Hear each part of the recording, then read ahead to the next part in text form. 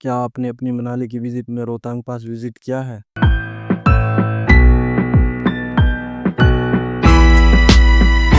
अगर नहीं किया है तो ये वीडियो आपके लिए ही है। आज की इस वीडियो में आपसे रोहतांग पास से रिलेटेड सभी जरूरी इंफॉर्मेशन शेयर करूंगा, जैसे कि आप कैसे रोहतांग पास पहुंच सकते हो, क्या परमिट की रिक्वायरमेंट होती है, मनाली से ये जगह कितनी दूर है और यहाँ आने का बेस्ट टाइम क्या है, और सबसे ज़रूरी साल के कौन से मंथ में आप रोहतांग पास विजिट कर सकते हो। मेरा नाम है Naushad and welcome back to my YouTube channel. तो चलिए जल्दी से वीडियो को शुरू करते हैं। रोहतांग पास की हाइट है 3978 मीटर, यानी कि लगभग 4000 मीटर। और क्या आप जानते हैं मनाली की हाइट कितनी है? मनाली की हाइट है 2050 मीटर, यानी कि रोहतांग पास मनाली से डबल हाइट पर है। इससे आप अंदाज़ा लगा सकते हो कि मई और जून के महीने में भी बहुत ज़्यादा ठंड पड़ती है। रोहतांग पास एक बहुत ऊंचा माउंटेन पास है जो कनेक्ट करता है कुल्लू मनाली को लाहौल स्पीति से। क्या आप जानते हो रोहतांग का मीनिंग क्या? रोहतांग का मीनिंग होता है पाइल्स ऑफ कॉर्पस, यानी कि लाशों का ढेर। डरने वाली बात नहीं है। पहले के टाइम पर जब रोड्स नहीं हुआ करती थी तब काफ़ी लोग इस माउंटेन पास को पार करते थे, तब उनमें से कुछ लोगों की मौत हो जाती थी। इस वजह से इस जगह का नाम रोहतांग रखा गया। मनाली से रोहतांग पास पहुंचने के दो रास्ते हैं। एक तो हाईवे का रास्ता, जहां वही लोग जा सकते हैं जिनके पास परमिट होता है, एंड परमिट आपको लेना होगा ऑनलाइन। वेबसाइट का लिंक मैंने डिस्क्रिप्शन में दे दिया है। अगर आप हाईवे के रास्ते से जाते हो तो आपको ट्रैवल करना होगा 37 किलोमीटर। तब आपको लगेगा लगभग 1 घंटा 20 मिनट रोहतांग पास पहुंचने के लिए। एंड अगर परमिट नहीं है तब भी आप रोहतांग पास जा सकते हो, लेकिन पुराने रास्ते से। अगर आप पुराने रास्ते से जाते हो तो आपको पड़ेगा लगभग 52 किलोमीटर और आपको टाइम लग जाएगा लगभग 2 से 2.5 घंटे के बीच। मैं आपको सजेस्ट करूँगा कि आप मनाली से टैक्सी हायर कर लेना, क्योंकि कुछ जगह रास्ता बहुत ज़्यादा ख़राब है। मैं आपको एक बात और बताना चाहूँगा, रोहतांग पास पर ऑक्सीजन लेवल थोड़ा कम होता है, तो कुछ लोगों को कभी कभी सांस लेने में थोड़ी प्रॉब्लम हो जाती है। रोहतांग पास पहुँचने पर आपको बहुत खूबसूरत नज़ारे दिखेंगे और आपको मन करेगा कि आप इन ब्यूटीफुल व्यूज़ को देखते ही रह जाओ। मैं आपको सजेस्ट करूँगा कि आप मनाली से आप स्नो ड्रेस लेकर जाइए ऊपर, जिसका किराया आपको पड़ेगा लगभग 200 से 250 रुपये के बीच, जिससे कि आप स्नो में फुल एंजॉय कर सकते हो।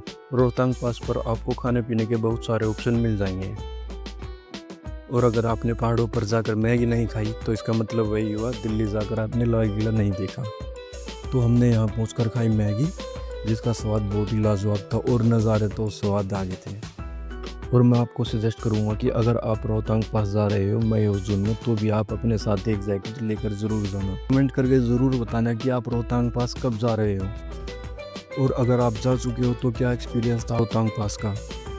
तो आप बात करते हैं कि आप रोहतांग पास कब विजिट कर सकते हो। रोहतांग पास इतने हाइट पर होने की वजह से यहाँ पर सर्दियों में बहुत ज़्यादा स्नोफॉल होता है, जिस वजह से सर्दियों में यहाँ नहीं जाया जा सकता, रोड बिल्कुल ब्लॉक हो जाते हैं। रोहतांग पास का रास्ता दिसंबर से मई तक बंद रहता है, जो कि लगभग 15 मई के आसपास हर साल रास्ता ये खुलता है। रास्ता खुलने के बाद ही यहाँ जाया जा सकता है, क्योंकि यहाँ से रोडों से अच्छी तरह से बर्फ़ हटा दी जाती है। अगर आप सर्दियों में यहाँ आ रहे हो तो आप रोहतांग पास विजिट नहीं कर सकते, लेकिन आप सोलांग वैली ज़रूर विजिट कर सकते हो। सर्दियों में वहाँ भी आपको स्नो बहुत ज़्यादा अच्छी खासी मिल जाएगी। या फिर आप जा सकते हैं सिसु या कोकसर, जो कि पड़ता है लाहौल में। और वीडियो में मैं आगे आपको बताऊंगा कि ऐसे आप सिसु पहुंच सकते हो।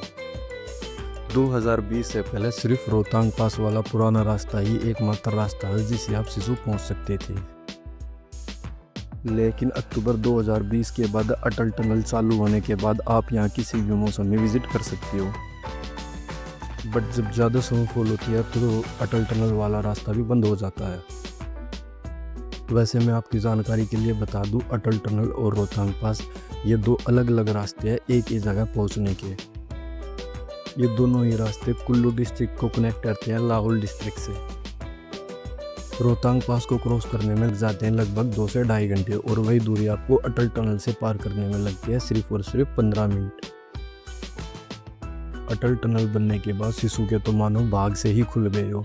ज़्यादातर टूरिस्ट सिसु जाना प्रेफर करते हैं और यहाँ पर स्टे करना भी, क्योंकि सिसु और कोकसर के लैंडस्केप है, जो नज़ारे हैं पहाड़ों के, वो बहुत ज़्यादा मस्त है। यहाँ पर फ्लो करती है चंद्रा रिवर। विंटर्स में इस जगह का नज़ारा कुछ और ही होता है। मैं आपको एक बात और बताना चाहूँगा, अटल टनल भी कभी कभी बंद हो जाती है हैवी स्नोफॉल की वजह से, वो भी सिर्फ कुछ दिनों के लिए। अब मैं आपको बताता हूँ कि आप रोहतांग पास के साथ साथ और कौन कौन सी जगह विजिट कर सकते हो। आप सुबह सुबह मनाली से निकलना और पहुँच जाना सोलांग वैली। सोलांग वैली में आप एडवेंचर एक्टिविटी कर सकते हो, जैसे कि zip line, zorbing and joint swing.